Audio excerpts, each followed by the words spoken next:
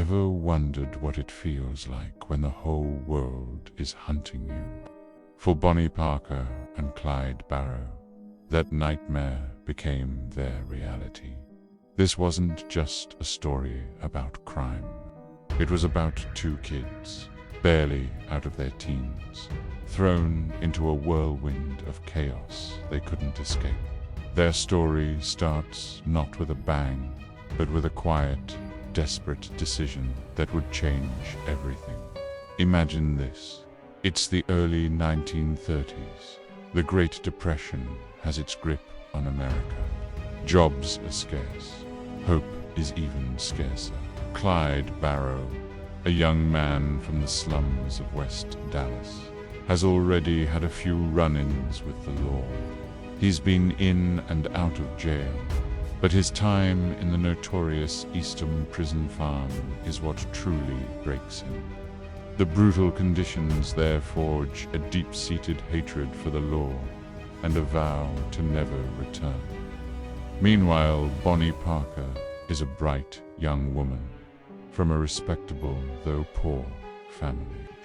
She's a dreamer, a poet, working a dead-end job as a waitress, yearning for a life of excitement, something more than the dust and despair of her small town. Their worlds collide in January 1930. The moment Bonnie lays eyes on Clyde, she's captivated. He isn't just another boy. He's a spark in the darkness, a promise of adventure. And for Clyde, Bonnie is a breath of fresh air, someone who sees past his criminal record and into his soul.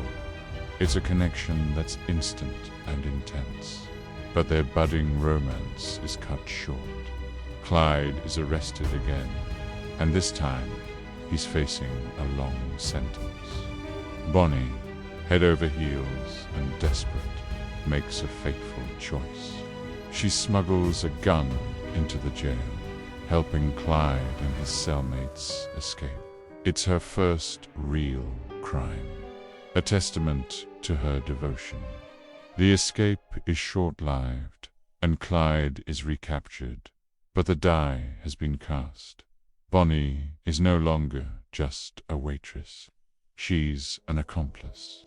When Clyde is finally paroled in 1932, he's a changed man, hardened and vengeful. He reunites with Bonnie, and this time, there's no turning back. They form the Barrow Gang, a small revolving group of friends and family, and begin a string of small-time robberies.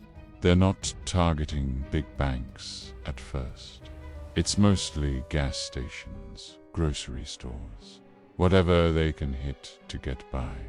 They're clumsy, amateurish, and often the take is barely enough for food and gas.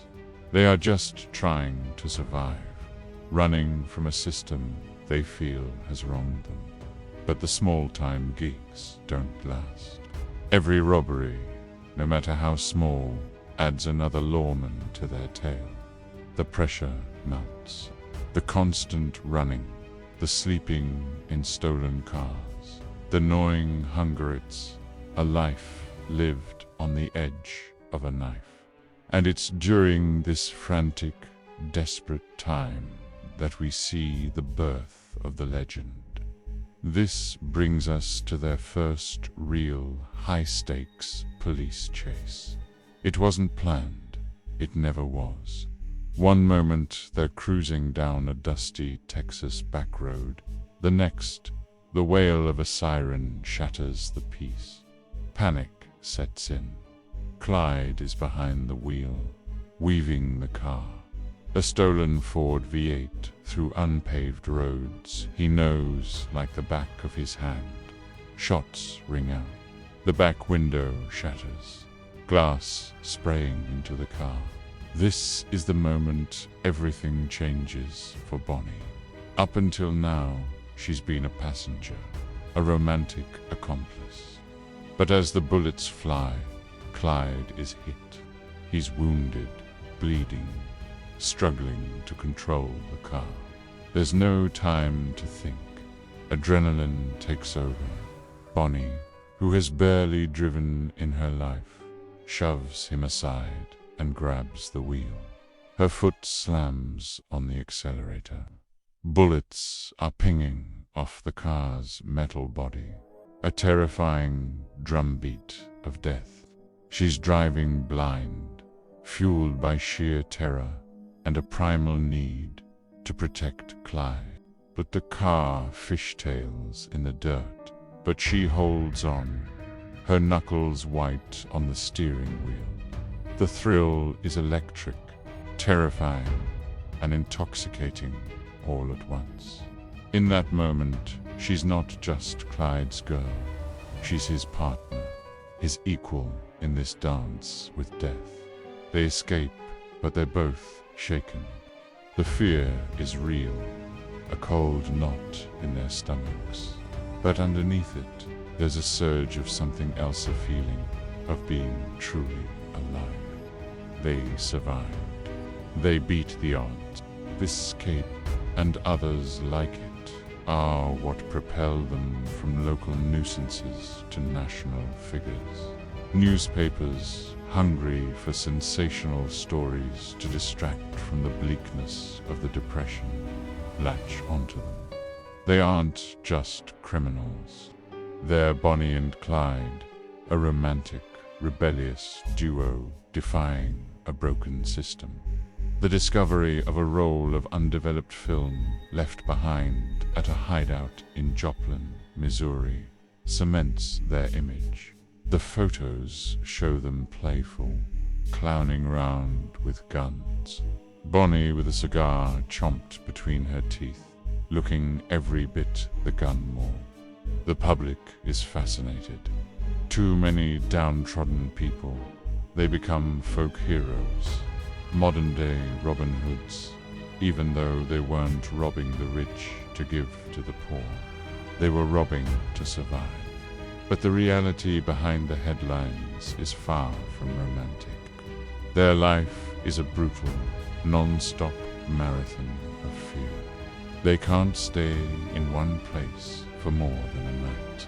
They eat cold beans out of a can, sleep in their clothes, and are constantly looking over their shoulder. Every stranger is a potential threat. Every police car a harbinger of doom. The chaos tests their loyalty, not just to each other, but within the gang itself. Arguments erupt. The gang's young driver, W.D. Jones, is terrified and wants out.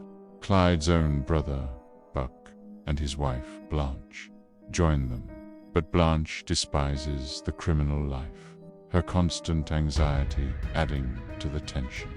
Imagine being trapped in a car with these clashing personalities, the air thick with fear and suspicion, never knowing if the next sunrise will be your last.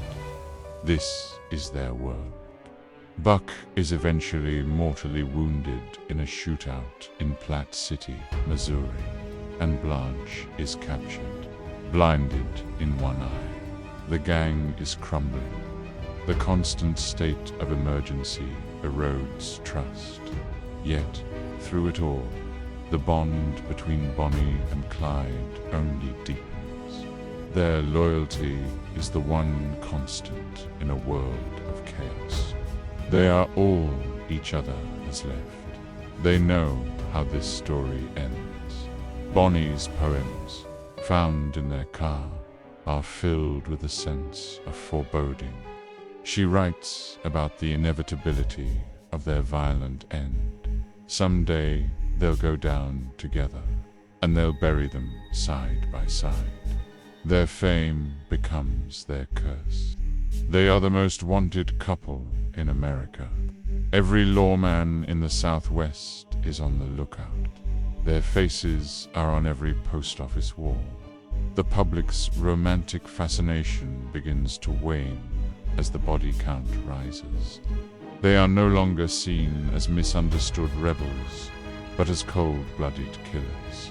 The final chapter of their story is written by a determined ex-Texas Ranger named Frank Hammer. He's old school, relentless, and he's not playing by the rules. Hammer studies their patterns, their habits, their reliance on family. He knows they'll eventually try to visit one of their families in rural Louisiana. He sets a trap. On May 23, 1934, on a quiet country road near Sells, Louisiana, Hammer and his posse lie in wait. As Bonnie and Clyde's Ford V8 approaches, the officers unleash a merciless storm of gunfire. There is no warning, no call to surrender. Over 130 rounds tear through the car and its occupants. The getaway, which began with a smuggled gun and a desperate hope for freedom, ends in a brutal, bloody ambush. Bonnie and Clyde were dead before their car even rolled to a stop. They were 23 and 25 years old. In the aftermath, the public's obsession reached a fever pitch. Crowds flocked to the scene, trying to grab gruesome souvenirs, pieces of their clothes, shell casings, even snippets of their hair. Their story became a permanent fixture in American folklore, a cautionary tale, a tragic romance, a story of rebellion. It's all of those things, but at its heart, it's the story of two young, lost souls who found each other and chose a path that could only lead to one destination. They lived fast, and as Bonnie predicted, they died together. Their brief, violent blaze across the American landscape left an indelible mark. A story that continues to captivate us, reminding us of the desperation of an era and the dangerous allure of a life on the run.